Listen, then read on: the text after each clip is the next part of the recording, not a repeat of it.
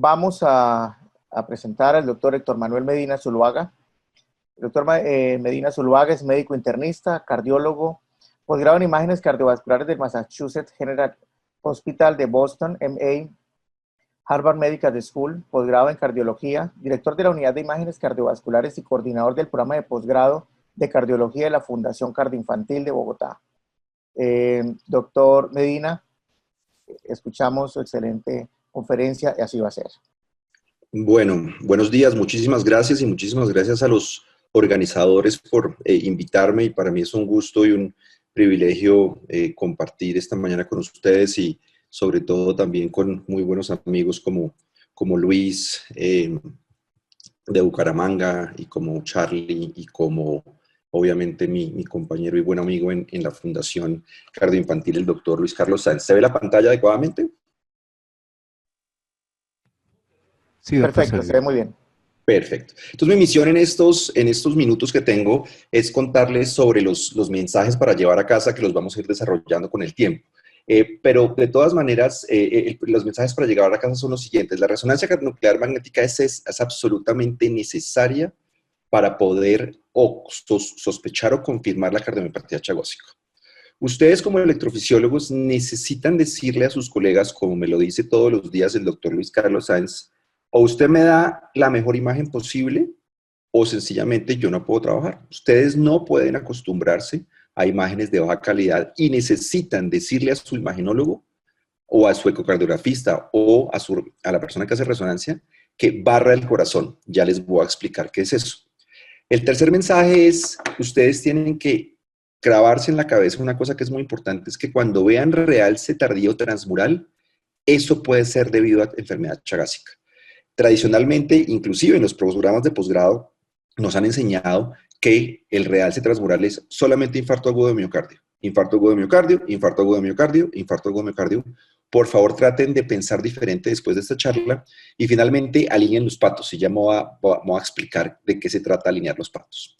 Primer caso, es un caso de 51 años, un paciente cuando yo estaba en Fellow. Un hombre que es un abusador crónico de alcohol, con antecedentes supuestamente de falla cardíaca y de hipertensión arterial, y realmente un con pobre capacidad para realizar historia clínica. Se le ordenó un eco transtorácico para evaluar la fracción de eyección y las válvulas, porque no era posible tener una historia clínica adecuada y no se sabía realmente si tenía o no falla cardíaca. No me está corriendo el computador. Ya. Este es el ecocardiograma, que realmente no tiene mayores cosas excepto una pobre progresión de la R y una inversión asimétrica de la onda T. Y este es el ecocardiograma. Realmente no tiene la mejor ventana acústica, pero los hallazgos más interesantes ocurren acá, apical de 4 cámaras, y se ve claramente en la mitad del eco que hay una masa, ¿sí? Que es esta masa. Entonces al paciente le hacemos tomas adicionales y vemos en sepia que nuevamente tiene una masa, esta vez es una apical de 2, más hacia la pared inferior. En ese momento lo que sospechamos en Boston, o lo que sospechó el doctor Levine en Boston, era que definitivamente esta masa era algo que había que estudiar adicionalmente. Así que hicimos lo que normalmente se hace. Aquí se ve otra proyección en apical de 2 cámaras, y es que le pedimos una resonancia. Algunos dijeron que era un sarcoma, otros que era un fibroma, otros que era un angioma, pero realmente la única forma de saber si tiene masa o no o si tiene qué tipo de masa es la que nos está marcando el eco, es definitivamente la resonancia nuclear magnética. Esta es la secuencia de cine de la resonancia. Aquí vemos que este segmento está completamente aquinético, pero no vemos masa, ni en esta, y acá vemos un poquito de adelgazamiento, y fíjense que tienen un poquito de lo que llamamos un watershed artifact, que es básicamente que hay una heterogeneidad en las secuencias de cine. Este es un resonador viejito, ahí fue donde yo aprendí a hacer resonancia y realmente es más difícil. No es la imagen más linda, les acepto, pero acá definitivamente vemos que hay un realce transmural. Esto es año 2009, doctor Sáenz, por favor no me vaya a matar, pero acá vemos un realce tardío que pareciera un infarto. Y este es un papel del grupo precisamente de Charlie Morillo, de James White, que básicamente reclasificó a los pacientes que llegaban con muerte súbita y veían cómo era posible que hacerle el diagnóstico a los pacientes antes y después de muerte súbita gracias a la resonancia. Fíjense ustedes que antes de la resonancia en pacientes que llegan con muerte súbita, el 49% son normales. eco normal, cateterismo normal, electrocardiograma normal. Una vez los metemos debajo del imán, ocurre una reclasificación absolutamente significativa. Los normales dejan de ser la mitad y pasan a ser la cuarta parte. Y aumentan dos grupos de pacientes, los que tienen infarto agudo de miocardio sin disfunción ventricular izquierda, que es lo que quiere decir CAD, LVD, y aquellos con cardiomiopatías isquémicas. Y este es mi profesor, esta fue una de las personas que me enseñó resonancia, y esto es lo que ustedes le deben pedir a sus imagenólogos. Nunca se bajen del magneto sin el diagnóstico. Esta masa que les acabo de mostrar acá no es un tumor, es un infarto transmural del ventrículo izquierdo.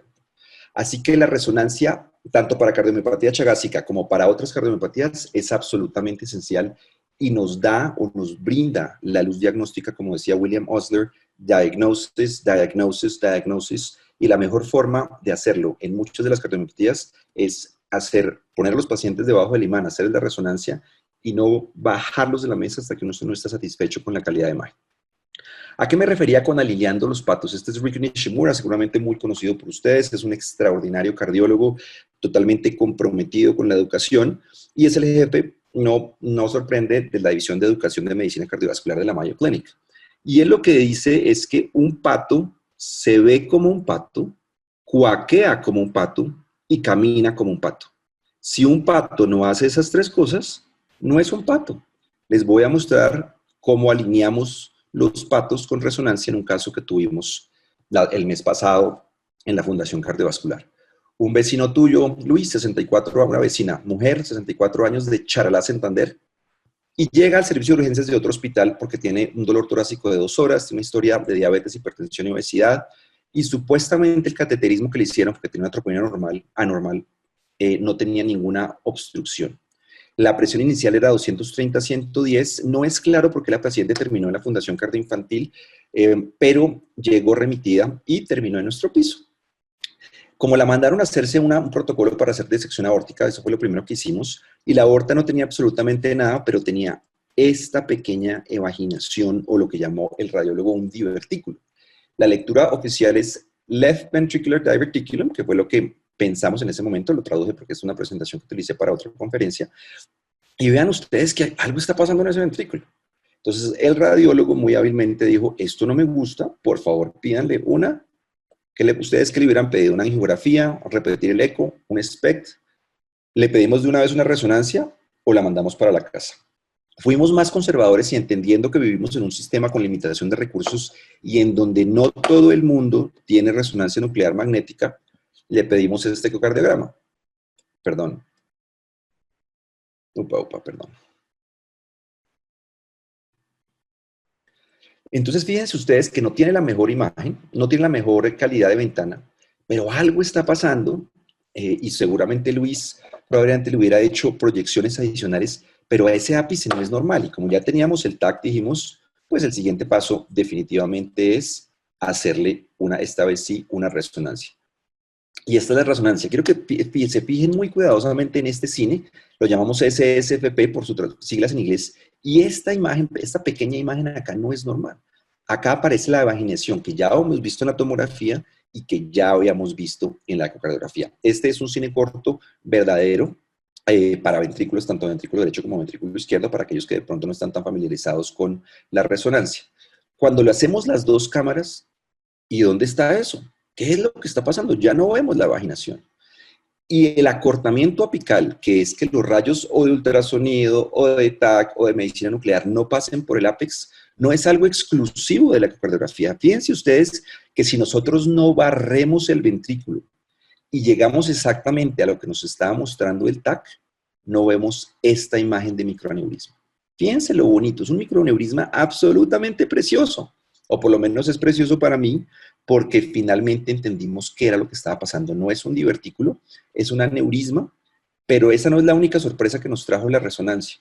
Estas son las secuencias de realce temprano, las hacemos para mirar el trombo, las hacemos con un tiempo de inversión, que es una cosa que podemos cambiar, un aspecto que podemos cambiar durante la resonancia con un tiempo de inversión más largo, y vemos que no hay trombo en esa pequeña evaginación. No hay nada ahí ocupando espacio, eso es una buena noticia, porque como lo mencionó Luis, ahí se pueden desarrollar trombos, pero fíjense ustedes que no solamente la ápex es anormal, sino el paciente también tiene un infarto lateral con obstrucción microvascular. Dos tamañas sorpresas nos llevamos en la resonancia. Uno, la conformación del divertículo, que era algo que se sospechaba. Y además de eso, este supuestamente rule out aortic dissection, que era, llamamos al paciente o lo metimos debajo del imán para estar seguro, lo trajeron al hospital, perdón, para estar seguro que no tenía una disección de aorta. Ahora lo que hicimos es, guapo, ¿será que tiene Chagas? Le pedimos el Chagas, la enfermedad de Chagas es positiva, y obtenemos una copia del cateterismo y tiene una oclusión aguda de la obtusa marginal que en el otro hospital no habían diagnosticado. Así que un pato se ve como pato, cuaquea como pato y camina como pato. Esta señora es de Charalá, llegó con un dolor torácico a la otra institución, no tiene una disección aórtica, pero tiene dos cosas: Chagas, que no le habían diagnosticado y que se lo detectamos por el divertículo, y un infarto agudo de miocardio que no había sido visualizado durante la primera inspección del cateterismo. Así que es absolutamente esencial en este paciente, en donde estos dos diagnósticos aparecieron producto de resonar al paciente, que reclasificásemos a los pacientes siempre y cuando hagamos lo que me decía mi profesor en Boston. No nos bajemos del resonador sin el diagnóstico, y como sabemos, la resonancia, perdón, no solamente es absolutamente esencial para el diagnóstico de cardiomiopatía chagásica, sino para muchas otras cardiomiopatías. Esta quizá es el hallazgo tradicional del Chagas. Si ustedes se fijan, acá vemos nuevamente un microaneurisma. Este es un paciente distinto. Acá vemos un poquito de realce en el ápex, porque se infartan a ese nivel. Y también vemos el clásico aneurisma inferolateral. Si ustedes ven esto en eco o en resonancia, es Chagas hasta que se demuestre lo contrario, con el consiguiente realce tardío. Ahora, hay una cosa que es interesante, y es que esto es con lo que todos quienes hacemos imágenes aprendimos a interpretar el realce tardío. Fíjense ustedes que lo único que hay transmural de todos estos patrones es el infarto. Esto tiene 15 años en la literatura y no se nos ha ocurrido modificarlo.